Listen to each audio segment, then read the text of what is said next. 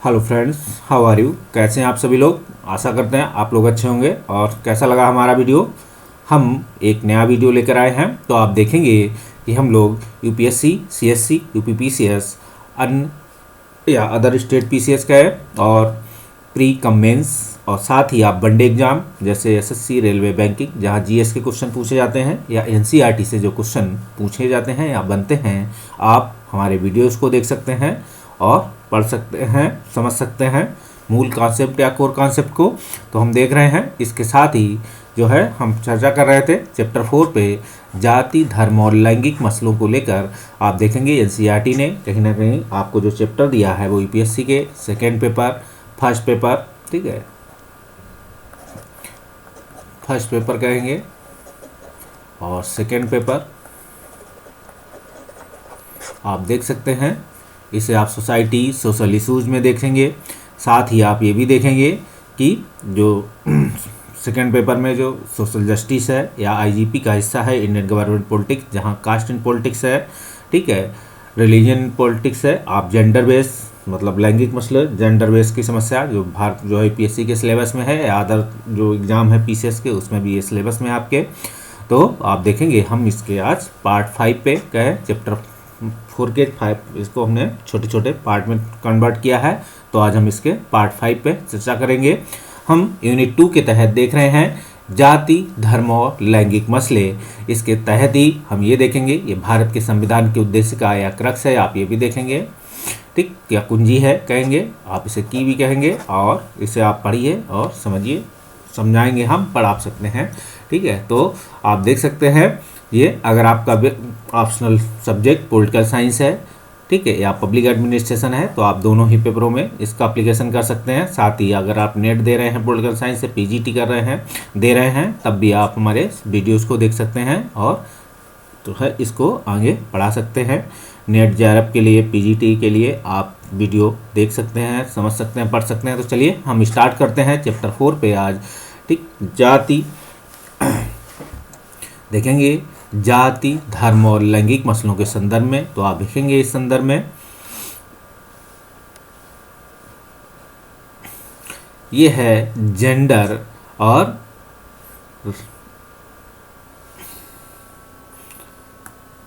Gender, religion and cast के संदर्भ में आप इसे देखेंगे।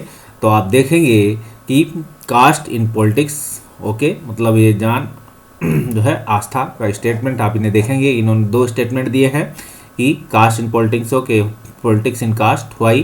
तो आप देख सकते हैं कि हम कहीं ना कहीं आप इस पूरे चैप्टर में जेंडर की समस्या, कास्ट की समस्या, रिलीजन की समस्या, डिस्क्रिमिनेशन बेस, आप तीनों से आप देखेंगे। और सभी क्या है यूपीएससी अन्य सिलेबसों में आप पॉइंट बाय इन पे लिख सकते हैं, चर्चा कर सकते हैं। हम इस पर पिछले वीडियो में चर्चा कर सकते, पिछले वीडियो में हम इन सभी पर चर्चा किए थे या हम लोग बात किए थे। अब हम बात करेंगे सीधे कि कास्ट इन पॉलिटिक्स। अगर हम बात करें इसके कि राजनीति में जाति, तो आप देखेंगे कि कास्ट इन पॉलिटिक्स क्या है। कास्ट इन पॉलिटिक्स एक्सप्लेन कर रही है आपके साथ कि हाउ कास्ट इन ये इम्पॉर्टेंट फैक्टर, कैसे इम्पॉर्टेंट है। Election and also is refer to various form caste. तो कहते हैं जब इलेक्शन या चुनाव अदर कास्ट पे निर्भर है या अदर लोगों की जातियों पर निर्भर है, लोगों पर निर्भर है, तो कैसे कास्ट इन पॉलिटिक्स कैसे इम्पॉर्टेंट है आपके लिए।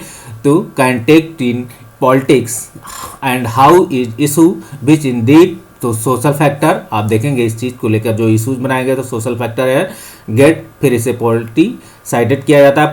Politics in caste, politics in caste देखेंगे तो पॉलिटिक्स इन कास्ट क्या किया जाएगा, explain how politics impact caste in, explain how various caste based देखेंगे group are trying to assert their right in their quest and acquires power and authorities. आप इनको देखेंगे किस हिसाब से काम हो रहा है। अगर हम और आगे बढ़ चर्चा करें इसमें, तो caste and politics in India के संदर्भ में तो इट्स क्वाइट इन क्या है आयरोनिकल। आप देखेंगे that various political parties do not support the caste system, ठीक है। वेरियस पॉलिटिकल जो पार्टीज हैं देख सकते हैं कि वो डू नॉट सपोर्ट क्या करती हैं, कास्ट सिस्टम को नहीं सपोर्ट करती हैं। And it they give top priorities to people in allot जो है एलोकेटिंग जो अलॉटिंग द कह सकते हैं एलोकेटिंग जो कहते हैं मतलब जो टिकटों को क्या करते हैं लोगों को देते हैं बंटवारा करते हैं तो इनका क्या है वो सपोर्ट नहीं करती हैं कास्ट सिस्टम को। लेकिन कुछ ना कुछ आप देखेंगे आजकल भारत के बहुत सारे हिस्सों में ऐसी बातें भी हैं अगर ऐसा है, लेकिन इस आधार पर भी दिया जाता है कि किस एरिया में कौन सा कास्ट वोट ज़्यादा है तो उस हिसाब से भी क्या है टिकट्स दिए जाते हैं। आप देखेंगे caste play in very important role in Indian politics. Caste and politics have become देख सकते हैं inseparable component of Indian political process. तो आप देखेंगे कि बहुत क्या है एक कंपोनेंट महत्वपूर्ण कंपोनेंट है या जो दिखाई जैसे ना दिखाई देने पड़ा है कह सकते हैं कि आपको दिखाई नहीं पड़ेगा लेकिन बहुत बड़ा फैक्टर है, आप इसे समझ सकते हैं। चलिए हम एनसीईआरटी की बात पे आ जाते हैं। तो राजनीति में जाति देख सकते हैं कि राजनीति जाति अभी तक हम लोगों ने पढ़ा था कि जाति में राजनीति, अब हम बात करेंगे कि राजनीति में जाति।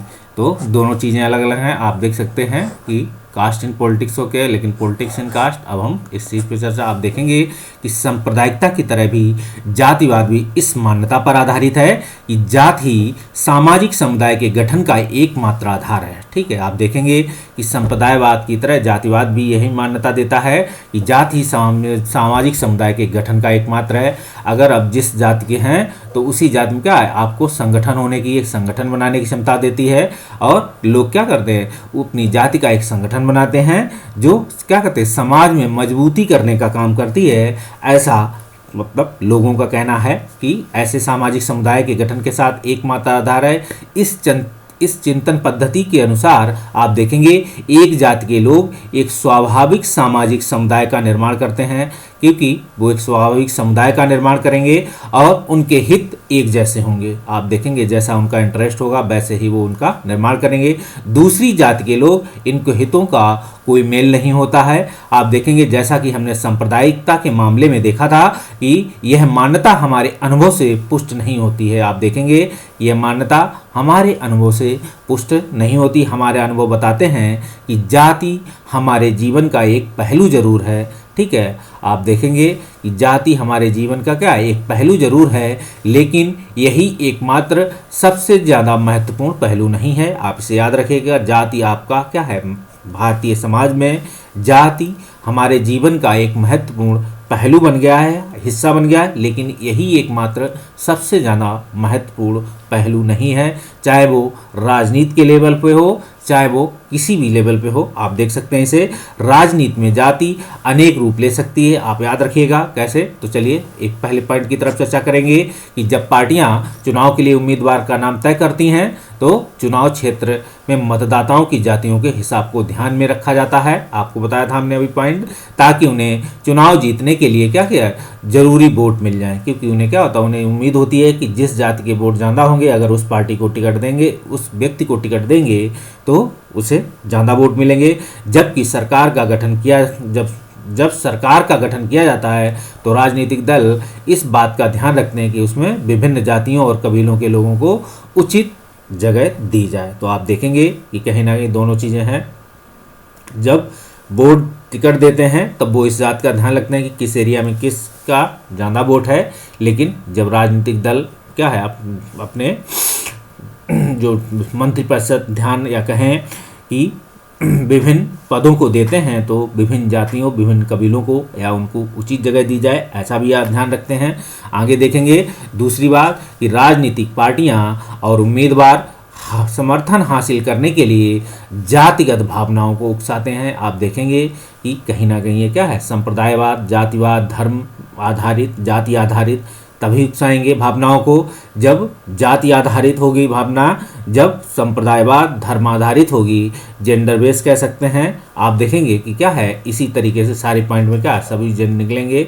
तो देखेंगे कहीं ना कहीं आप कास्ट बेस भावनाओं को जो है उभारेंगे लोगों को और धर्म बेस उभारेंगे और आप देखेंगे कभी कभी जेंडर बेस भी उभारेंगे, देख सकते हैं। और इसी के आधार पर आप क्या करेंगे डिस्क्रिमिनेशन करेंगे।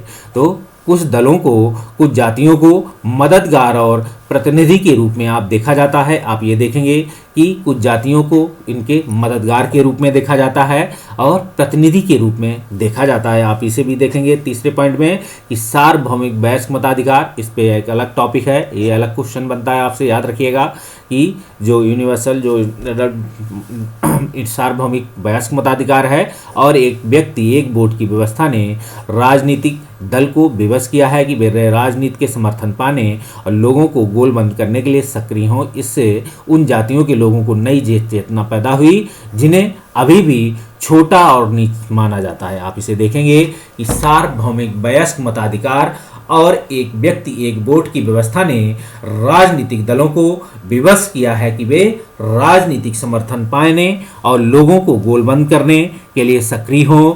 इससे उन्हें जातियों के लोगों में नई चेतना पैदा होगी, उन्हें अभी भी छोटा और नीचा माना जाता है। तो देख सकते हैं कि जिन्हें छोटा और नीचा माना गया है उनके लिए ऐसा कहा गया है कि राजनीतिक उनका समर्थन पाएं, उन्हें गोलबंद करने के लिए सक्रिय करें हों और जिससे उनमें क्या है एक नई चेतना पैदा हो। आप इन्हें देखेंगे क्योंकि देख सकते हैं भारत में देखेंगे जात पर जोर देने के कारण कई बार ये धारणा बन सकती है आपके मन में, ठीक है। साइकोलॉजी जो मनोवैज्ञानिक फैक्टर है, साइकोलॉजिकल फैक्टर है, कहेंगे कि चुनाव जातियों का खेल है, कुछ और नहीं। देख सकते हैं तो उन चुनाव जातियों का खेल है। आपसे यहाँ क्वेश्चन बनेगा कि क्या आप भारतीय लोकतांत्रिक व्यवस्था में इस बात से सहमत हैं कि चुनाव जातियों का खेल है और कुछ नहीं। इस पर चर्चा कीजिए या व्याख्या कीजिए या समसामयिक या समीक्षा कीजिए, क्योंकि समीक्षा ही करेंगे बेटर है, क्योंकि इसके आपको जो है पॉजिटिव और नेगेटिव दोनों पॉइंट पर चर्चा करनी है। तो आप इसको क्या है आप इसकी समीक्षा करेंगे। यह बात सच नहीं है कि जरा इन चीज़ों पर गौर से देखें कि जाति के किसी भी एक संसदीय चुनाव क्षेत्र में आप देखेंगे एक जाति के लोगों का बहुमत नहीं होता। आप भारत के किसी भी हिस्से में चले जाएंगे, कोई भी ऐसा हिस्सा नहीं है जहां सिर्फ एक ही जाति के लोग मिलकर किसी को जिता दें, ठीक है। कोई भी ऐसी कंसिस्टेंसी नहीं है जहां ऐसा हो। आप देखेंगे कि इसलिए हर पार्टी क्या करेगी, इसलिए हर पार्टी और उम्मीदवार को चुनाव जीतने के लिए एक जाति और एक समुदाय से ज़्यादा लोगों का भरोसा हासिल करना पड़ता है। आप इसे देखेंगे कि एक उम्मीदवार को चुनाव जीतने के लिए एक जाति और एक समुदाय से ज़्यादा लोगों का कैसे भरोसा हासिल करना पड़ता है। आप इसे देखेंगे कि कोई पार्टी क्या करेगा, किसी एक जाति या समुदाय के सभी लोगों का वोट हासिल नहीं कर सकती। आप ये देखेंगे जब लोग किसी जाति व्यवस्था की किसी एक पार्टी का वोट बैंक कहते हैं तो इसका मतलब यह होता है कि उस जाति के ज़्यादातर लोग उस पार्टी को वोट देते हैं। तो आप इसे देखेंगे कोई भी पार्टी किसी एक जाति या समुदाय के सभी लोगों का क्या करेंगे वोट हासिल नहीं कर सकते हैं। अगर ऐसी बात है जब लोग किसी जाति व्यवस्था को किसी एक पार्टी का वोट बैंक कहते हैं तो इसका मतलब है कि उस जाति के ज़्यादातर लोग उसी पार्टी को वोट देते हैं। ऐसे आप लिख सकते हैं। इसे आगे कहेंगे ये पॉइंट बाय पॉइंट है, आप इन्हें सीधे सीधे निकाल सकते हैं। जो हमने अभी क्वेश्चन बनाया था आप उसी में भी इन क्वेश्चनों को क्या है जो है फोन टाइट या नोट डाउन कर सकते हैं, टू द पॉइंट लिख सकते हैं। तो हम आगे बात कर रहे हैं कि अगर किसी क्षेत्र में क्या होगा, चुनाव क्षेत्र में एक जाति के लोगों का प्रभुत्व माना जा रहा हो तो अनेक पार्टियों को उसी जाति का उम्मीदवार खड़ा करने में कोई रोक नहीं सकता है। ऐसे में कुछ मतदाताओं के सामने आपको देखेंगे उसकी जाति के एक से ज़्यादा उम्मीदवार होते हैं, तो किसी जाति के मतदाताओं के सामने आप देखेंगे उनकी जाति का भी एक उम्मीदवार नहीं होता है। तो आप इसे देख सकते हैं कि अगर किसी चुनाव क्षेत्र में एक जाति के लोगों का प्रभुत्व माना जा रहा हो तो अनेक पार्टियों को उसी जाति का उम्मीदवार खड़ा करने से कोई रोक नहीं सकता। आप इसे देख सकेंगे। दूसरा पॉइंट अगर बात करें इसी के आगे कि कुछ मतदाताओं के सामने उनकी जाति के एक से ज़्यादा उम्मीदवार होते हैं, तो किसी जाति के मतदाताओं के सामने उनकी जाति का एक भी उम्मीदवार नहीं होता। आप देखेंगे कि ऐसी बातें भी हैं हमारे देश में या हमारे जो भारतीय शासन व्यवस्था के तहत इन पॉइंटों में कह सकते हैं ऐसी जो है एनालिसिस के साथ ऐसा काम भी किया जाता है कि हमारे देश के हम बात करें आगे कि सत्तारूढ़ दल वर्तमान सांसदों और विधायकों को अक्सर हार का सामना करना पड़ता। अगर जातियों और समुदायों की राजनीतिक पसंद एक ही होती तो ऐसा संभव नहीं हो पाता। आप इसे देख सकते हैं, लिख सकते हैं अपने पॉइंट में। अगर हम बात करें कि स्पष्ट है कि चुनाव में जाति की भूमिका महत्वपूर्ण होती है। आप इसे देखेंगे कि हम आगे बात करें कि किंतु दूसरे कारक भी इतने ही असरदार होते हैं कि मतदाता अपनी जातियों से जितना जुड़ाव रखते हैं, अक्सर उससे ज़्यादा गहरा जुड़ाव राजनीतिक दलों से रखते हैं। आप ये भी देखेंगे एक जाति या समुदाय के भीतर क्या होगा भी अमीर और गरीब लोगों के हित अलग अलग होते हैं। एक ही समुदाय के अमीर और गरीब लोग अक्सर अलग अलग पार्टियों को वोट देते हैं। आप इसकी समीक्षा कर रहे हैं, पॉजिटिव निगेटिव याद रखिए। एकदम आपको एनसीईआरटी समीक्षात्मक अंतर आप देखेंगे ना, आपको कुछ लिखना है ना इधर, आप सीधा टू द पॉइंट लिख सकते हैं कि इसमें कुछ अलग से आपको नहीं जोड़ना, सीधे सीधे पॉइंट लिखा सकते हैं। एक ही समुदाय के अमीर और गरीब लोग अक्सर अलग अलग पार्टियों को वोट देते हैं। कहेंगे सरकार के कामकाज के बारे में लोगों की राय और नेताओं की लोकप्रियता का चुनाव भी अक्सर निर्णायक होता है। आप देखेंगे असर होता है कि लोगों की राय क्या है पार्टी प्रतिनिधि और पार्टी के बारे में, नेताओं की कैसी लोकप्रियता है जो आपका प्रतिनिधि है चुनाव में, अक्सर इस पर निर्णायक असर होता है। आप देखेंगे कई बार लोग उस क्षेत्र विशेष में जाके हार जाते हैं जहां उन्हीं की जात की बहुसंख्यक लोग होते हैं, फिर भी उनका क्या है प्रभाव, उनका लोकप्रियता अच्छी नहीं है तो वो चुनाव हार जाते हैं। जाति के अंदर अभी तक हमने राजनीति देखी है, अब बात करेंगे अगले पॉइंट में तो देखेंगे जाति के अंदर राजनीति। ठीक है, देख सकते हैं कि भारत में क्या है जाति के अंदर की राजनीति शुरू, मतलब कह सकेंगे ये नया पॉइंट है। आप देखेंगे इसको चर्चा करेंगे। अभी तक हमने इसी चीज़ पर गौर किया है कि राजनीति में जाति की क्या भूमिका होती है, पहला पॉइंट। ठीक है, यहाँ क्वेश्चन भी बन रहा है कि भारतीय राजनीतिक शासन व्यवस्था में राजनीति में जाति की क्या भूमिका होती है। आप इस पर चर्चा करें समसामयिक उदाहरणों या व्याख्या करें समसामयिक उदाहरणों के साथ, या समीक्षा अपना आंसर की अपने शब्दों में समीक्षा करते हुए लिखें, ऐसे आप दे सकते हैं। पर इसका मतलब यह नहीं है कि जाति और राजनीति के बीच सिर्फ एक तरफा संबंध होता है। तो आप इसे ध्यान रखिएगा कि यहाँ से भी क्वेश्चन टिप्पणी के रूप में पूछा जाए कि जाति और राजनीति के बीच सिर्फ एक तरफा संबंध होता है। आप टिप्पणी कीजिए। दूसरा क्वेश्चन यहाँ से, राजनीति भी जातियों को क्या करेगा, राजनीति भी जातियों को राजनीति के अखाड़े में लाकर जाति व्यवस्था आप देखेंगे और जातिगत पहचान को प्रभावित करती है। इस तरह सिर्फ राजनीति ही जातिग्रस्ती नहीं हो सकती, जाति भी राजनीतिग्रस्त हो सकती है। आप देखेंगे कहीं ना कहीं दो सिर्फ राजनीति ही जातिग्रस्त हो ऐसा नहीं है। दूसरा जाति भी क्या है राजनीतिग्रस्त हो सकती है कि आप देखेंगे कोई एक राजनीतिक पार्टी है जो क्या है, ऐसा नहीं है कि ये कि जाति के ग्रस्त अपनी पार्टी अपनी जाति के लोगों के लिए क्या है एकदम समर्पित है। आप ये भी देखेंगे जाति भी क्या है लोगों के प्रति, जाति के अंदर राजनीति हो रही है तो जाति के लोग भी अपनी जाति के लोगों के साथ राजनीतिग्रस्त होते हैं। तो देखेंगे इस पार्टी में आप देखेंगे क्या है एक ही पार्टी के लोग हैं। आप इसे देखेंगे कि ठीक है इस पार्टी में आप देखेंगे इसे कि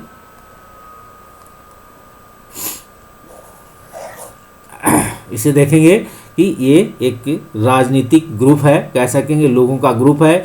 ये राजनीति से इन्फ्लुएंस है, इतने प्रभावित हैं आपस में कि एक दूसरे के प्रति क्या कर रहे हैं पॉलिटिक्स गेम थ्योरी का गेम है ये। आप देखेंगे कि आप इसे तो जाति भी राजनीति भी ग्रस्त हो सकती है, यह चीज़ अनेक रूप ले सकती है। आप इसे देखेंगे कि ऐसी चीज़ें आपको दिखाई पड़ेंगी।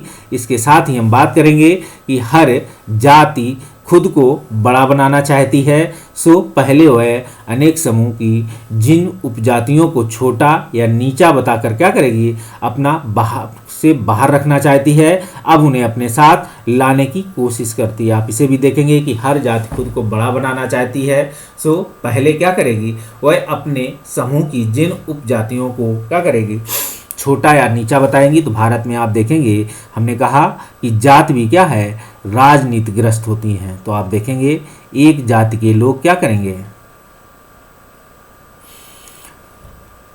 एक जाति के लोग, एक जाति कहते हैं जातियों को छोटा या नीचा बताएंगी। तो पहले अपनी जाति के लोग पहले दूसरे को क्या छोटा या नीचा बताएंगे, फिर अपनी जाति की सब कास्ट के लोगों को क्या करेंगे, वो अब कहेंगे ये हमारी जाति से छोटा है। वो ऐसी भी राजनीति होती है। तो ये देखेंगे जाति के अंदर राजनीति, ठीक है। तो या इसे पॉइंट कह सकते हैं कि जाति के अंतर्गत राजनीति जो है जातिगत राजनीति होती है। तो आप देखेंगे अपनी ही जाति के लोग अपनी ही जाति के लोगों को क्या करते हैं, पॉलिटिक्स या गेम खेलते हैं, दूसरी जातियों के साथ मिलकर खेलते हैं, या कहें कि अपनी ही जाति के साथ मिलकर खेलते हैं। तो ऐसे इसके कई आधार होते हैं खेलने के। हम आपको बता दें कैसे खेलते हैं। पहले पॉइंट में बात होंगी कि अगर बात करें कि हमसे जैसे बहुत सारी जातियों में क्या है, एक दूसरे को आगे से बढ़ने से रोका जाता है। तो कहते हैं जाति के अंतर्गत राजनीति। तो एक भाई दूसरे भाई की क्या करेगा, टांग खींच रहा होगा। फिर देखेंगे कि ये है हमसे कहीं आगे ना निकल जाए, ठीक है। आप देखेंगे कि एक तरफ तो वो आशीर्वाद का हाथ दे रहा होगा, दूसरी तरफ वो आपको नीचे से कतरने की तैयारी कर रहा होगा। तो आप देखेंगे इसे बोलते हैं। और अगर देखेंगे अगर वो नहीं कर रहे तो उनके अदर फैमिली के मेंबर दूसरे लोगों के साथ मिलकर वो गेम खेल रहे होंगे, हो सकता है। तो ऐसी व्यवस्थाएं होती हैं। तो साथ ही दूसरे पॉइंट की अगर चर्चा करें तो आप इसे भी देखेंगे कि दूसरी जाति के लोग और दूसरे जाति के लोगों के साथ इस तरीके से गेम थ्योरी का गेम अपनाते हैं कि उन्हें कुछ इस तरीके से आपस में डिस्क्राइब करते हैं कि ये क्या होगा, इनके अंतर्गत टूट फूट हो। तो जाति के अंतर्गत राजनीति करने के लिए एक तीसरे पक्ष की भी ज़रूरत होती है।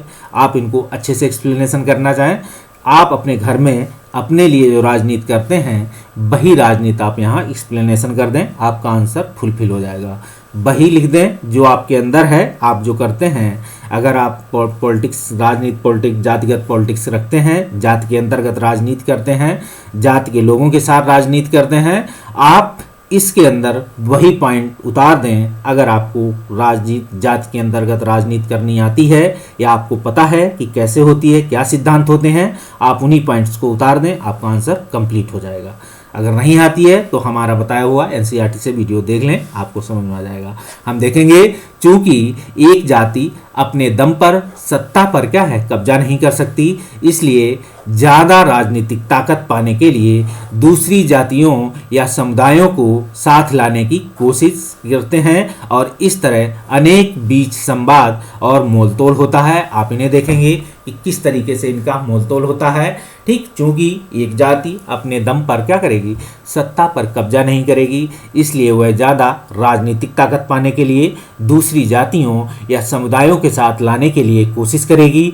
इस तरह उनके बीच संवाद और मोलतोल होता है। आप इसे भी देखेंगे कि किस तरीके से मोलतोल होता है। और अगर हम अगले पॉइंट की चर्चा करें तो आप ये भी देखेंगे कि राजनीति में क्या है, नए किस्म की जातिगति गोलबंदी भी हुई है, जैसे अगड़ा और पिछड़ा। तो देखेंगे कि किस तरीके से क्या है राजनीति में एक ही जाति में उन्होंने अगड़ा और पिछड़ा कर दिया है। अभी आप देख सकते हैं कि भारत में क्या है, अभी सामान्य वर्ग में सभी सामान्य थे, अब उसमें भी उन्होंने एक अगड़ा और पिछड़ा जोड़ दिया है और पिछड़े को ओबीसी दिया है। तो किस आधार पे अगड़ा और पिछड़े हैं, उसमें भी क्या है, जो क्रीमी लेयर की सीमा में है वो अगड़े हैं, जो क्या है अभी ओबीसी के हकदार हैं उन्हें पिछड़ा माना जाता है। उन्हें आप देखेंगे इसी तरीके से सामान्य वर्ग में आप देखेंगे कि एक सामान्य है, जनरल है, तो दूसरा ईबीसी है। इन्हें क्या है, ये जो है इन्हें भी क्या कर दिया, एक क्लास कर दिया गया है कि ये भी पिछड़े हैं, इन्हें भी रिजर्वेशन। तो ये रिजर्वेशन देने के लिए इस तरीके से एक हायरार्की सिस्टम तैयार किया गया है। आप इन्हें देख सकते हैं अच्छे तरीके से।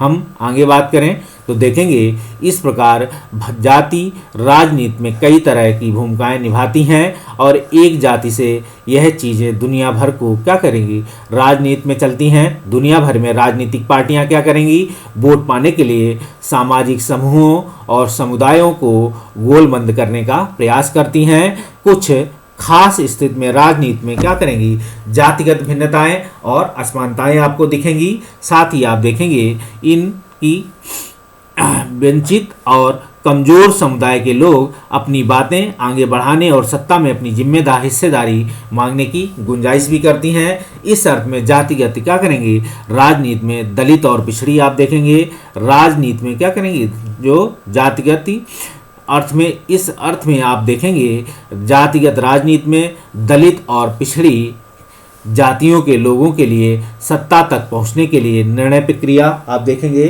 कि निर्णय प्रक्रिया में क्या होगा, बेहतर ढंग से प्रभावित करने की स्थिति भी पैदा करती हैं। अनेक पार्टियां और गैर राजनीतिक संगठन खास जातियों के खिलाफ भेदभाव और समाप्त करने के लिए उन्हें सम्मानजनक व्यवहार और उनके क्या करेंगे, जमीन जायदाद अवसर उपलब्ध कराने की मांग को लेकर आंदोलन कर रहे हैं। आप भारत में देखेंगे कि सत्ता तक पहुंचने के लिए निर्णय प्रक्रिया को बेहतर ढंग से प्रभावित करने के लिए स्थिति पैदा हो सकती है कि अनेक पार्टी और गैर राजनीतिक संगठन खास जातियों के खिलाफ भेदभाव समाप्त करने और उनके साथ सम्मानजनक व्यवहार करने, उनके जमीन जायदाद और अवसर उपलब्ध कराने की मांग के लेकर आंदोलन कर रहे हैं। ऐसे आंदोलन भी होते आए हैं कि अनेक जातियों के खिलाफ क्या है, उनके साथ भेदभाव समाप्त किया जाए। कि भारत में क्या है, जाति सिस्टम जो भी आया है वो कहीं ना कहीं क्या है, किस आधार पर लाया गया है कि कहीं ना कहीं पहले तो वो क्या था, उनको हिस्से जोड़ा, उनको कर्म के आधार पर जोड़ा गया, फिर धीरे धीरे कर्म क्या उनके कार्य को ध्यान में रखते हुए उनका साथ उसी आधार पर डिस्क्रिमिनेशन करने की शुरुआत हुई। तो भारत में जो जात सिस्टम तैयार होता है वो डिस्क्रिमिनेशन बेस ही है, याद रखिएगा इसे। उनके साथ ज़्यादा सम्मानजनक व्यवहार करने, उनके लिए ज़मीन जायदाद और अवसर उपलब्ध कराने की मांग के लेकर आंदोलन करते रहे हैं। इसके साथ ही आप देखेंगे ये भी सच है कि सिर्फ जाति पर जोर देना कि नुकसानदेह है। अक्सर आप हमेशा जाति पर ध्यान दें तो ये आपके लिए क्या होगा, हमेशा नुकसानदेह होता है। आप याद रखें, जैसी ऐसे पॉइंटों को भी याद रखें कि भारत में जो क्या आप इस मत से सहमत हैं कि भारतीय शासन व्यवस्था में अक्सर कर जो जात पार्टियां जातिगत पर ज़्यादा जोर देती हैं, अक्सर कर उन्हें वो नुकसान हो जाता है या नुकसान हुआ है। ऐसे कभी कभी तो आप उनको दिखा सकते हैं। भारत के बहुत सारे ऐसी समीकरण आप दिखा सकते हैं, चाहे बिहार हो, यूपी हो या सेंट्रल गवर्नमेंट के कुछ हो, दिखा सकते हैं। कहीं ना कहीं कभी कभी आप देख सकते हैं पिछली रूलिंग पार्टी अगर कांग्रेस के हैं, किसी जाति धर्म को लेकर अक्सर कर वो क्या करती थी, काम कर रही थी, तो उनको भी अब पिछले 10 सालों से नुकसान हुआ। अगर वर्तमान सरकार भी ऐसा कर रही है तो आने वाले समय में भी फिर क्या होगा, सरकारों पर वो नुकसान साबित दे होगा उनके लिए। अगर आप देखेंगे कभी कभी ऐसे एनालिसिस बाद में निकल के आते हैं कि कैसे बढ़ावा दिया गया है, तो आप देखेंगे जैसा कि आप देखेंगे धर्म के मसले में स्पष्ट है कि सिर्फ जातिगत पहचान पर आधारित राजनीति लोकतंत्र के लिए शुभ नहीं है। उनके अक्सर गरीबी, विकास, भ्रष्टाचार जैसे मुद्दे भी ज़्यादा बड़ों लोगों का भी ध्यान भटकाना होता है। तो आप देखेंगे कि उनके लिए चिंता का नहीं है या चिंता का विषय या शुभ नहीं है, या ये आप ये भी देखेंगे कि इनसे अक्सर क्या होगा, गरीबी, विकास, भ्रष्टाचार जैसे बड़े मुद्दे का लोगों का ध्यान भटकता है। जब किसी पॉलिटिकल सिस्टम में देखेंगे, किसी शासन व्यवस्था में देखेंगे, जब जातिगत चीज़ों को पार्टियां बढ़ावा देने लगती हैं, तब वो क्या करेंगे, गरीबी, विकास, भ्रष्टाचार जैसे मुद्दे जो किसी भी देश की अक्सर क्या है एक बड़ी समस्या है, आप देखेंगे उन पर क्या है या तो लोगों का ध्यान नहीं जाता है या वो लोगों का क्या है ध्यान भटकाने के लिए इस तरीके से कार्य करते हैं कि लोगों का ध्यान इन मुद्दों से हटकर इस व्यवस्था पर आ जाए, क्योंकि उन्हें क्या है अपनी सरकार चलानी है कि अगर विकास नहीं हुआ तो जनता वैसे वोट नहीं दी, हम भ्रष्टाचार कर चुके हैं तो जनता हमें वोट नहीं देगी, तो वो इस मामलों को क्या है तूल देने लगेगी और क्या करेगी, लोगों का ध्यान भटकाने लगेगी। कई बार आप देखेंगे जातिवाद, तनाव, टकराव और हिंसा को भी बढ़ावा दिया जाता है आईसीस के साथ। और आगे बात करें, अगर हम इसी पॉइंट में आप देखेंगे कि जो है अपने समूह, तो आप देखेंगे जाति, तो हमने बताया था कि जातियों का, तो पहले पॉइंट के रूप में आप देख सकते हैं। इसमें एक चीज़ और बता दें आपको कि जो है राजनीति पार्टियां जाति के आधार पर राजनीति करती हैं, लेकिन जाति जो है क्या करेगी, जातियां भी राजनीति होती हैं। तो याद रखना, अगर कहें भारत में तो एक क्वेश्चन बनाए आपसे, भारत की शासन व्यवस्था में राजनीतिक पार्टियां जातिगत को बढ़ावा देती हैं, तो भारत में क्या जातिगत लोग भी जातिगत राजनीतिक बढ़ावा देते हैं? आप इस पे चर्चा कीजिए, लिख सकते हैं ऐसे क्वेश्चन को। ऐसे क्वेश्चन आपको सेम टू सेम मिलेंगे कि इंडियन गवर्नमेंट पॉलिटिकल सिस्टम में, क्योंकि कहीं ना कहीं सिलेबस में जुड़ा हुआ है चीज़ें, और इसे कोई भी व्यक्ति क्या करेगा, अपने से नहीं जोड़ेगा, सिर्फ पढ़ने के लिए है, याद रखें। सीधे हम पॉइंट पे आते हैं, बात करेंगे अब हम प्रश्नावली पे या इसके क्वेश्चन आयर पे। आप देखेंगे कि जीवन के उन पहलुओं का जिक्र करें जिनमें भारत में स्त्रियों के साथ भेदभाव हुआ है या वो कमजोर स्थिति में, पहले पॉइंट में। ठीक, आप यहीं से क्वेश्चन यूपीएससी या यूपीपीसीएस बना सकती है सीधे कि आप इसमें से सहमत हैं कि भारतीय लोकतांत्रिक व्यवस्था के तहत जीवन के उन पहलुओं का जिक्र करें जिनमें भारत में स्त्रियों के साथ भेदभाव तो है और या वे कमजोर स्थिति में हैं। अब समसामयिक उदाहरणों के साथ चर्चा कीजिए। ठीक है, और दूसरे क्वेश्चन की बात करेंगे, विभिन्न तरह की सांप्रदायिक राजनीति का ब्यौरा दें तथा उनके साथ एक एक उदाहरण भी दें। तो भारतीय शासन व्यवस्था के की जो है भारतीय शासन व्यवस्था में विभिन्न पार्टियां, आप देखेंगे क्या करेंगी, विभिन्न पार्टियां सांप्रदायिक राजनीति का ब्यौरा दें तथा उनके एक एक उदाहरण भी दें। तो भारत में जो भारतीय शासन व्यवस्था, क्या आप इसमें से सहमत हैं कि भारतीय शासन व्यवस्था सांप्रदायिक राजनीतिक प्रभाव से जो है ग्रस्त हैं? अगर ऐसा है तो आप इनका ब्यौरा दें और इनका एक एक उदाहरण भी लेंगे या कुछ उदाहरणों के साथ आप चर्चा कीजिए। इस तरीके से क्वेश्चन बन सकता है। बताइए कि भारत में किस तरह अभी भी जातिगत असमानताएं हैं। भारत में जो है भारत एक लोकतांत्रिक देश होने के साथ साथ भारतीय शासन प्रणाली में लोकतांत्रिक प्रक्रियाओं को अपनाया गया है। फिर भी क्या आप इसमें से सहमत हैं कि भारत में अभी भी जातिगत असमानताएं जारी हैं? आप चर्चा कीजिए। यूपीएससी का क्वेश्चन बनेगा। आप देखेंगे कि 2 कारण बताएं कि क्यों सिर्फ जाति के आधार पर भारत में चुनावी नतीजे तय नहीं हो सकते हैं। तो आप देखेंगे कि क्या आप इसमें से सहमत हैं कि भारत में जातियां राजनीति जातिगत आधार पर करते हैं, या ऐसे क्वेश्चन बना सकते हैं कि भारत में भारतीय शासन व्यवस्था में राजनीतिक पार्टियां पर्दे के पीछे जातिगत आधार पर राजनीति करते हैं। फिर भी क्या फिर तो सिर्फ जाति के आधार पर भारत में चुनावी नतीजे तय हो सकते हैं? इस पर चर्चा कीजिए। तो आप इसे भी क्वेश्चन लिख सकते हैं। इसके तहत भारत में देखेंगे भारत की विधायिका में महिलाओं के प्रतिनिधि की क्या स्थिति है। तो आप इसे देखेंगे भारत में विधायिकाओं में महिलाओं के प्रतिनिधित्व क्या स्थिति है। भारत आप देखेंगे कि या भारतीय शासन व्यवस्था, भारतीय लोकतांत्रिक व्यवस्था में भारत की विधायिकाओं या भारतीय शासन व्यवस्था में, भारतीय संविधान में, भारतीय लोकतंत्र में महिलाओं और पुरुषों के बीच भेद करने पर क्या है, भेद नहीं किया गया है या सभी को समान अधिकार दिया गया है। इसके बावजूद भी भारत की विधायिका या भारत की विधायिकाओं में अभी भी महिलाओं की प्रतिनिधित्व की स्थिति अभी चिंताजनक है। आप चर्चा अपने समीक्षात्मक आंसर या चर्चा करते हुए आप उदाहरण दीजिए, आप चर्चा कीजिए, ऐसे लिख सकते हैं।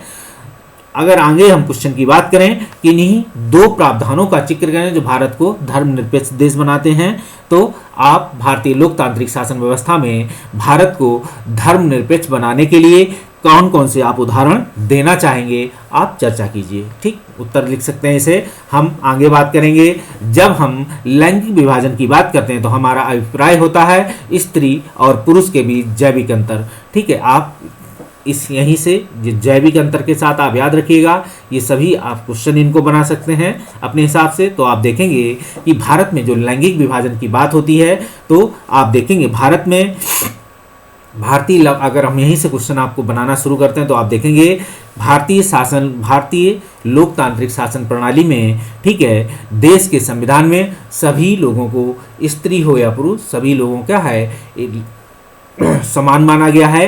कोई ऐसी लैंगिक विभाजन या जेंडर बेस्ड डिस्क्रिमिनेशन की बात नहीं की गई है।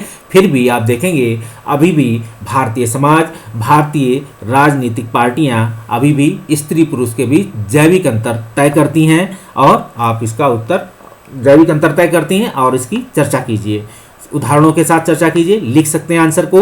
और दूसरे उत्तर की बात करें, देखेंगे कि हम लैंगिक विभाजन की बात की अगर अब प्राय बात करेंगे समाज द्वारा स्त्री और पुरुष को दी गई असमान भूमिकाएं, तो भारतीय शासन व्यवस्था, इसे 2 तरीके क्वेश्चन बना सकते हैं। भारतीय सामाजिक व्यवस्था पेपर आंसर पहले क्वेश्चन में आएगा, पहले पेपर में आप यहाँ लिखेंगे, पहले अगर पहले पेपर के क्वेश्चन बनाए सोसाइटी के अंतर्गत या सोशल इशू के अंतर्गत कि भारतीय सामाजिक व्यवस्था में जो है हम देख रहे हैं कि क्या हम लैंगिक विभाजन की बात करते हैं और इसी लैंगिक विभाजन के आधार पर स्त्री पुरुष को दी गई असमान भूमिकाओं पर चर्चा कीजिए। इस तरीके से क्वेश्चन बनेगा, याद रखिएगा। अगर इसी क्वेश्चन को हम पेपर 2 के तहत बनाएंगे तो आप देखेंगे कि भारतीय लोकतांत्रिक शासन प्रणाली में हम लैंगिक विभाजन के आधार पर जो है स्त्री पुरुष को जो है दी गई राजनीतिक पार्टियों द्वारा दी गई असमानताओं को की भूमिकाओं पर आप चर्चा कीजिए। इस तरीके से क्वेश्चन लिख सकते हैं। अगले क्वेश्चन की बात करें, बालक बालिकाओं की संख्या का अनुपात, तो आप देखेंगे भारत की लोकतांत्रिक प्रणाली या भारत में क्या है, आप इसे पहले पेपर में बना सकते हैं इंडियन सोसाइटी और सोशल इशू के अंतर्गत कि भारतीय समाज में क्या है, भारतीय संविधान बालक या भारतीय लोकतंत्र में या किसी भी समाज में आप देखेंगे बालक बालिकाओं में क्या है, समान संख्या की बात करता है, फिर भी आप देखेंगे उसी समाज में बालक और बालिकाओं के बीच भेद किया जाता है। आप चर्चा कीजिए। ऐसा क्वेश्चन पहले पेपर में बनेगा। अगर हम इसी क्वेश्चन को दूसरे पेपर के तहत बनाना चाहेंगे तो आप देखेंगे भारतीय लोकतांत्रिक शासन प्रणाली में जो है क्या है कि भारतीय संविधान में बालक और बालिकाओं को लेकर जो है समान संख्या, उनके साथ समानता की बात की गई है, फिर भी कहीं ना कहीं अभी ये असमानता जारी है। आप लिख सकते हैं कि किस तरीके से असमानता जारी है, चर्चा कीजिए। लोकतांत्रिक शासन व्यवस्थाओं में महिलाओं को मतदान का अधिकार ना मिलना, तो आप देखेंगे कि जिस भारतीय लोकतांत्रिक व्यवस्था में महिलाओं को मतदान का अधिकार ना मिलना, तो इस तरीके की व्यवस्था आप देखेंगे भारत में पहले क्या थी, औपनिवेशिक शासनकाल से पहले थी। अब वो औपनिवेशिक शासनकाल में थी।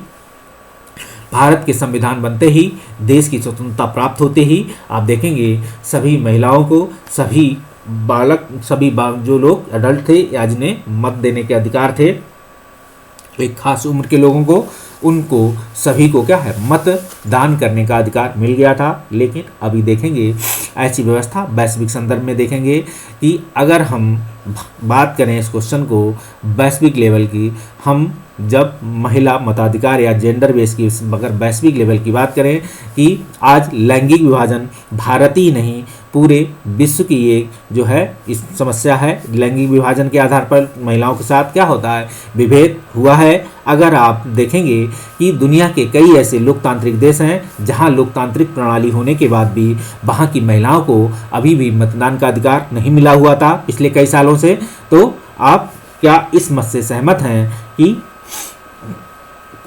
कि महिलाओं को जो है उनको अधिकार मिलना ना, मतदान का अधिकार का ना मिलना वहाँ की लोकतांत्रिक प्रणाली को सही साबित करता है? आप चर्चा कीजिए, लिख सकते हैं ऐसे आंसरों को। हम आगे बात करेंगे ये भारत में यहाँ औरतों के लिए भी आरक्षण की व्यवस्था है, तो आप देखेंगे भारत में औरतों के लिए आरक्षण की व्यवस्था कहाँ है, आप देखेंगे सिर्फ आप जाएंगे तो महिलाओं को क्या है, हिंदू समाज की जो वर्ण व्यवस्था है उसमें अगर बात करेंगे उसमें भी सबसे नीचे स्तर की व्यवस्था में रख दिया गया। अगर हम इसी को राजनीतिक पार्टी सिस्टम के अंतर्गत साबित कर दें, अगर हम जो भारतीय लोकतांत्रिक प्रक्रिया की को या भारतीय जो शासन प्रणाली की को हम वर्ण व्यवस्था में कन्वर्ट करें, ठीक है, तो आप देखेंगे कि ये लोकसभा हो गई, ये विधानसभा हो गई और ये मंत्रिमंडल हो गया अगर हम इस पॉइंट के आधार पर बात करें, और ये पंचायती राज की संस्थाएं। तो भारतीय राजनीतिक प्रणाली की वर्ण व्यवस्था की बात करेंगे तो इस वर्ण व्यवस्था में जो है सबसे नीचे पायदान पर उन्हें क्या किया है, आरक्षण दे दिया गया कि आप यहाँ आरक्षण लीजिए और बढ़िया से राजनीति घर घर कीजिए। तो देखेंगे भारत में यहाँ औरतों के लिए आरक्षण की व्यवस्था की बात जैसे ही लोकसभा में बात आती है तो कहते हैं कि हमारी पार्टी पहले ही महिलाओं को क्या करती है, जो है टिकट देती है। हम अपनी पार्टी में जातिगत और जेंडर बेस पर भेद नहीं करते हैं। हमारी पार्टी का संविधान इस आधार पर नहीं लिखा गया है, या हमारी पार्टियां क्या करती है, उन्हें पहले ही टिकट देती आई है। भारत कई ऐसी राजनीतिक पार्टियां हैं, आप नाम ले सकते हैं, नाम नहीं किसी का लेना चाहेंगे खासकर, ठीक है। आप देखेंगे अगर बात करेंगे सांप्रदायिक राजनीति के अर्थ संबंधी निम्नलिखित कारणों पर गौर करें। सांप्रदायिक राजनीति की इस धारणा पर भी आधारित है। आप देखेंगे कि पहला है कि आधारित है, अगर इसे हटा दिए फिर कहेंगे, अगर लगा दिए कि एक धर्म दूसरे धर्म से श्रेष्ठ है, चर्चा कीजिए आप। ठीक है, अब इसको यहाँ फिट करते जाएं हल पॉइंट को, तो ए को, ठीक है, तो चर्चा कीजिए आगे यहाँ लिख दें। आपका यूपीएससी का क्वेश्चन बनता जाएगा। आप देखेंगे सांप्रदायिक राजनीति के अर्थ के संबंध में निम्नलिखित कथन अर्थ में आप देखेंगे संबंधी सांप्रदायिक राजनीति के संबंधी कथनों पर गौर करें। सांप्रदायिक राजनीति की धारणा, ठीक है, इस आधार पर आधारित है। आप इस क्वेश्चन को यहाँ से रोक दीजिए और यहाँ शुरू करें। ठीक है, तो सांप्रदायिक राजनीति की धारणा इस आधार पर आधारित है कि एक धर्म दूसरे धर्म से श्रेष्ठ है, चर्चा कीजिए। सांप्रदायिक राजनीति की धारणा इस आधार पर आधारित है कि विभिन्न धर्मों के लोग समान नागरिक के रूप में खुशी खुशी रह सकते हैं। आप समसामयिक उदाहरणों के साथ चर्चा कीजिए। आगे देखेंगे, तीसरी बात करेंगे कि सांप्रदायिक राजनीति की धारणा इस बात पर आधारित है कि एक धर्म के अनुयायी एक समुदाय बनाते हैं। आप चर्चा कीजिए। ठीक है, आप तीसरी बात करेंगे कि सांप्रदायिक राजनीति इस धारणा पर आधारित है कि एक धार्मिक समूह का प्रभुत्व बाकी सभी धर्मों पर कायम करने में शासन की शक्ति का प्रयोग नहीं किया जा सकता। आप चर्चा कीजिए। देखिए, आपके सारे क्वेश्चन आप यहाँ आबा में सही करिए। हमने आपको यूपीएससी की तरह क्वेश्चन बना दिए, क्योंकि इनका आपका किसी भी उसमें कोई रोल नहीं है। आपको समझने के लिए आबा कौन से सही हैं, तो आप देखेंगे आप इसे सांप्रदायिक कौन सी इस धारणा पर आधारित है। आप सभी क्वेश्चन को धीरे धीरे, तो एक धर्म दूसरे धर्म पर क्या है, श्रेष्ठ है, बिल्कुल सही बात करता है। अगर हम यहाँ सेट करें तो आ भी सही है। विभिन्न धर्मों के लिए समान नागरिकों के में खुशी के साथ रह सकते हैं, ऐसी संभावना है लेकिन कम है। ठीक है, एक धर्म के अनुयायी एक समुदाय बनाते हैं, तो आप देखेंगे कहीं ना कहीं सा की बात सही है।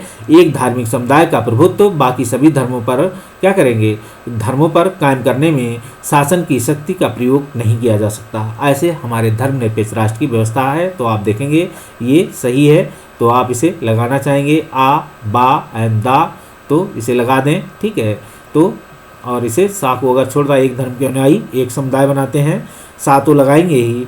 तो विभिन्न धर्मों के लिए समान नागरिक के रूप में खुशी खुशी रह सकते हैं, ऐसी, ठीक है, रह सकते हैं। तो मतलब ये क्वेश्चन इसका ये वाला सही होगा और बाकी गलत हैं, क्योंकि यहाँ साथ साथ रह सकने की है कि साथ साथ रहते ही हैं। अगर ऐसे लिखा होगा तो आप इस क्वेश्चन को आप जो है निगेशन से निकालेंगे। हम देखेंगे भारतीय संविधान के बारे में निम्न इसमें से कौन सा कथन गलत है। तो आप देखेंगे कि ये भारतीय संविधान के आधार पर क्या है, भारतीय संविधान के इनसे कौन सा कथन गलत है। तो देखेंगे यह धर्म के आधार पर भेदभाव की मनाही करता है, बिल्कुल सही बात है।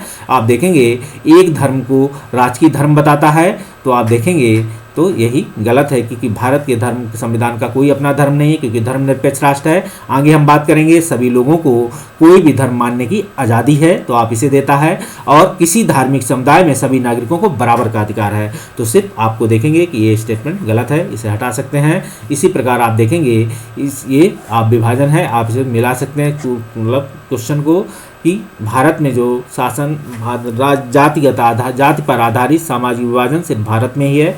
आप देखेंगे धर्म पर आधारित जाति पर बात करेंगे, जाति व्यवस्था के सामाजिक विभाजन तो हर जगह है, तो जाति पर आधारित सामाजिक विभाजन भारत, क्योंकि जातिक सिस्टम सिर्फ दुनिया में भारत में है। ठीक है, आप देखेंगे इसे लिख सकते हैं, यहाँ बाकी जगह अलग रूप में है, याद रखिएगा। आगे हम बात करेंगे तो जो है आप दोनों को मिलाते हुए देखेंगे, तो आप देखेंगे पहली और दूसरी, तो देखेंगे अधिकारों और अवसरों के मामले में स्त्री और पुरुषों की बराबरी मानने वाला व्यक्ति, तो क्या करेंगे, अधिकारों और अवसरों के मामले में तो क्या बोले उसे नारीवादी फेमिनिस्ट भी लोग फेमिनिस्ट बोला जाता है। ये क्या है, नारीवादी लोग हैं, नारीवादी है या नारीवादी हैं जो क्या करते हैं अधिकारों और अवसरों के बारे में। हमने आपको फेमिनिस्ट विचारधारा के बारे में आप बताया था कि कहीं ना कहीं क्या है, स्त्री और पुरुष को बराबरी, जब लिबरल उदारवादी फेमिनिज्म या उदारवादी विचार जो है नारीवादी विचारधारा आती है या उनका एक क्लासिफिकेशन होता है, तो वो कहते हैं कि स्त्री और पुरुष को बराबरी मानने वाले व्यक्ति की बात वो करती हैं। धर्म को कई हिस्सों पर क्या है, कई जगह वो नारीवादी कहती हैं कि हमारे साथ अत्याचार हुआ है, हमें अब पुरुषों से बदला लेना है, तो वो उस आधार पर भी काम करती हैं। उन्हें हम रेडिकल फेमिनिज्म के क्लासिफिकेशन में रखते हैं। लेकिन जब हम लिबरल फेमिनिज्म में रखते जाएंगे तो आप देखेंगे कहीं ना कहीं आप स्त्री और पुरुषों को लेकर बराबरी मानने वाला व्यक्ति होती है। और आप देखेंगे जो भी नारीवादी संगठन है, नारीवादी विचारधारा को लेकर मूवमेंट होते हैं तो उसमें स्त्री और पुरुष दोनों की भागीदारी होती है। जो आप दूसरी बात करेंगे धर्म को समुदाय का मुख्य आधार बनाने वाला व्यक्ति, तो आप देखेंगे क्या बोले, उसे संप्रदाय की बात बोले जाएंगे कि ये संप्रदायवाद को बढ़ावा देगा, तो इसे आप यहाँ से मिला दीजिए। और देखेंगे जाति को समुदाय का आधार मानने वाला व्यक्ति, तो जाति को समुदाय का मुख्य आधार मानने वाला व्यक्ति कौन होगा, तो जातिवादी कहलाएगा। ठीक है, जाति को समुदाय का मुख्य आधार, कि जाति ही इस समुदाय का मुख्य आधार है, मतलब जाति के ये जाति है, ये बेसिक स्ट्रक्चर है, ये न्यू है किसी जाति की, इस पे क्या है, इसी पे लोग खड़े हैं। ठीक है, तो देखेंगे लोगों के ऊपर नहीं है, लोग जाति के ऊपर खड़े हैं, तो जाति जैसा है वैसे ही करेंगे। तो देखेंगे भारत को क्या है, तो इसे जातिवादी बोलेंगे। हम देखेंगे व्यक्तियों के बीच धार्मिक आस्था के आधार पर भेदभाव ना करने वाला व्यक्ति, तो आप देखेंगे इसे सीधे धर्मनिरपेक्ष सेकुलर व्यक्ति की श्रेणी में रखेंगे। इस तरीके से हमने अपना वीडियो ख़त्म किया और आई होप, हम आशा करते हैं आपको हमारा पढ़ाया हुआ अच्छा लगा होगा। कई जगह कुछ ऐसी बातें हुई हैं जिनको लेकर आप व्यक्तिगत नहीं, वो भारतीय जो है पॉलिटिकल सिस्टम, भारतीय कास्ट पॉलिटिकल सिस्टम या पॉलिटिकल का जो भारतीय जाति व्यवस्था, राजनीतिक जातिगत व्यवस्था है या शासन व्यवस्था के तहत, उसका जो है आपको सिलेबस में हिस्सा है, आप उस आधार पर उसको सोचें। ठीक, जब भी आप, क्योंकि कोई भी चर्चा आप अपने से नहीं जोड़ेंगे, तो आप सिर्फ पढ़ाई लिखाई से मतलब है आपको। तो चलिए, आई होप आपको हमारा पढ़ाया हुआ अच्छा लगा होगा। मिलते हैं अगले वीडियो में। अगर आपको हमारा पढ़ाया लिखा हुआ अच्छा लगा, पढ़ाया लिखाया, अगर आपको लग रहा है कि हम साक्षर हो रहे हैं कंपटीशन के हिसाब से, तो हमारा वीडियो लाइक और सब्सक्राइब करें। ठीक है, अगर आपकी मानव या आपकी ह्यूमैनिटीज़ में कुछ जुड़ाव हो रहा हो इन वीडियो को देखकर, तब भी आप हमारे वीडियोज़ को लाइक और सब्सक्राइब करें। ठीक है, चलिए मिलते हैं अगले वीडियो में, तब तक के लिए बाय बाय।